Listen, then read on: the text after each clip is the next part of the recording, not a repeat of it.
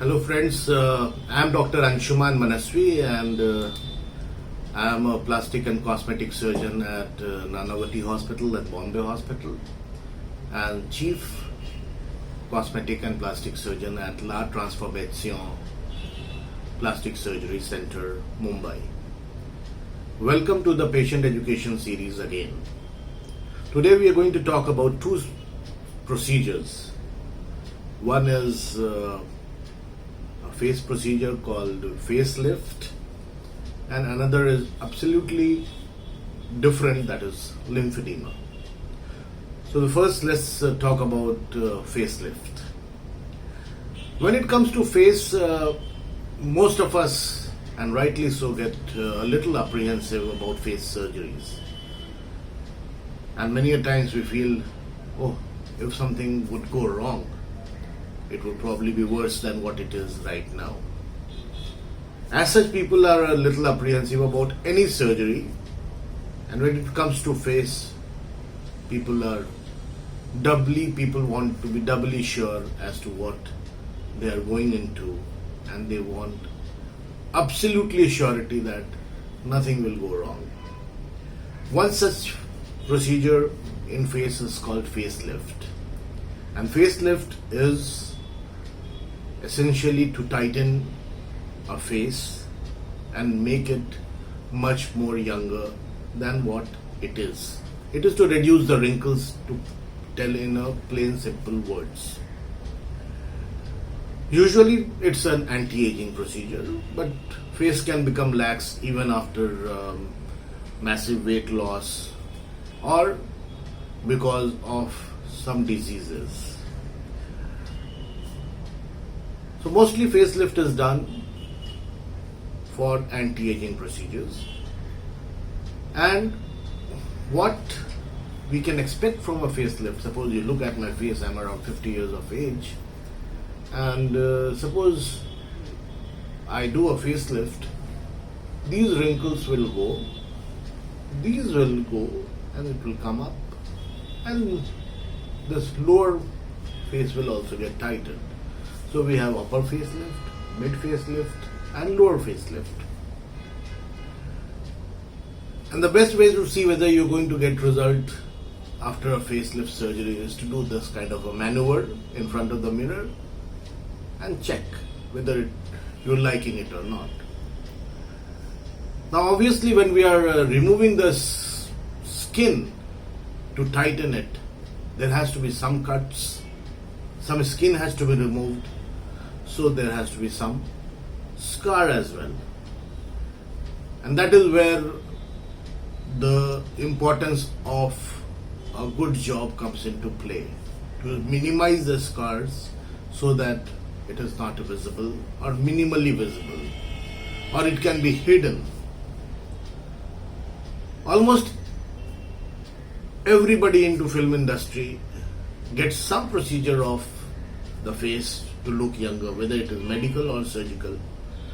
But anybody more than 60 years of age looking really young, you can probably imagine and assume that he has undergone a facelift. There is no procedure medically to tighten this kind of a skin to this level, okay, except for surgery. So a traditional facelift scar begins over here, goes like this, comes back, and in front of your ears, goes back and goes back behind the ear like this. So there is a scar which is there here, part of it is hidden in the hairline or just at the border. Part of it is there in the front of the ear lobe and then going back like this. Now scar depends on many factors. One such factor is the body composition and the ability to heal well and scar well. That is genetic. For example, if we have Western people, white people, they hardly scar because they have different type of different collagen and different scar mechanism, which doesn't make the scar very obvious. reaction to the cut differs from a person to person. In Indians, we also have a spectrum. We have fair people, bordering on to the white, and we have dark people. Dark people generally tend to scar a little bit more. So, in the Indian population, we would have at least 40% of the people who can have a visible scar, and that is where a proper consultation is important. On the side of the patient must discuss this option with the plastic surgeon as to how would the scars be, how likely they are to become a little more visible than normal. In general, we as plastic surgeons can say roughly about it as to whether you will scar more or less, depending on your other cuts which you have sustained in the childhood and any other injury marks and all that. So this is the traditional facelift. I have been working very hard on trying to minimize this scar. This is something if it can be minimized, it can give rise to a lot of patient satisfaction. And there we have devised what is called as scarless facelift, in which this part of the facelift is taken care of by a cut inside the hair, not at the border, but inside the hair, through which we are able to pull this. And this part is omitted, and there is a cut from here around the lobule going back, and that is also not visible. Now if you see, we do this, now you can see there is some kind of fold which is coming in front of the ear. This is what needs to be removed, and that can give rise to a line like this in front of the ear. To overcome that and to make sure that there is no cut over here, what we do is we pull the ear a little back and see this goes off. Just this maneuver will take off the scar in front of the ear, and that is a very, very good maneuver to do. And we have a lot of patients who are satisfied with the surgeries and in whom we have avoided the scar. So this is the scarless facelift, where you get only the scar in combination of this, or even without. If you have only this, it can, laxity of this giving rise to this crease, it can be taken care of by pulling it above, only through here.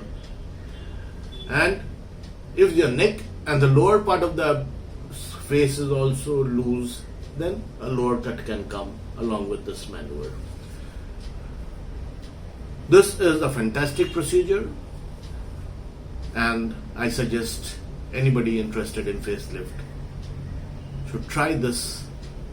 If it is not possible, then only go for the procedure in which we can get a scar in the front. There are complications which sometimes can happen due to facelift, and most dreaded complication is any nerve injury. Now, in trained hands, that's hardly there. Very, very, very rare, and you can rest assured that any permanent palsy or a paralysis of any nerve is very unlikely.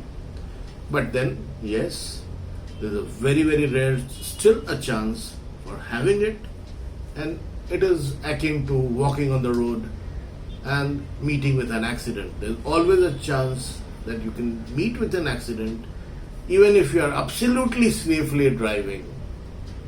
So, if that is not the concern, then facelift can be considered a very safe procedure in a trained hand. I hope you have liked this educative video, and your confidence to undergo a facelift surgery must have increased after seeing this video. Thank you so much. See you again.